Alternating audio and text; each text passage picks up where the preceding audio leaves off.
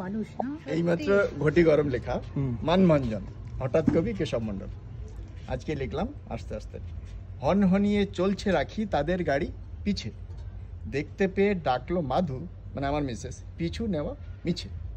ফুটলো কাটা থামলো গাড়ি, গাড়ি মানে এখানে কিন্তু রাখি, যে হনহনি গাড়ির চেয়ে আগে যাচ্ছে। ফুটলো কাটা থামলো গাড়ি, রাখি ব্যথায় কাতর, ছুটতে গিয়ে ধরলো মাধু, মাখায় তারে আতর। অবভিয়াসলি আতর মাখাতে যাবে, কাতর হয়েছে যখন। আতর তো নয়, স্পিরিট নাকি, কাটলে দিতে হয়। পট্টি বেঁধে সঙ্গে মাধু, অরবিন্দের ভয়। কি ভয়? বিন্দ অর মানে অরবিন্দ, বিন্দ অর থামাই গাড়ি, পট্টি দেখে হয়রান। তো হয়রান হলে এবারে গিন্নি কি করবে?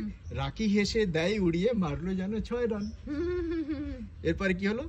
দোহাই তোমায় আর হেঁটো না, গাড়ি তোমার জন্যে, মান ভাঙাতে তোষা মোদে, বাদ সেধেছে কন্যে। অবভিয়াসলি মান ভাঙাতে, হ্যাঁ হয়ে গেল। মারবে মশা এক এক করে, করবে খালি গাড়ি। মশা থেকে খালি করতে হবে গাড়ি, তবেই।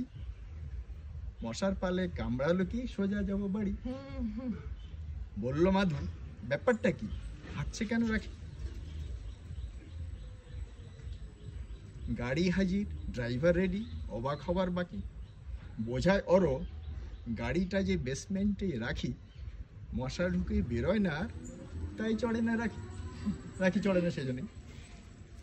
হাসলো খানিক সবাই মিলে, মশা মারার ধুম। আমি তখন একা ঘরে, লাগাই জোরে ঘুম।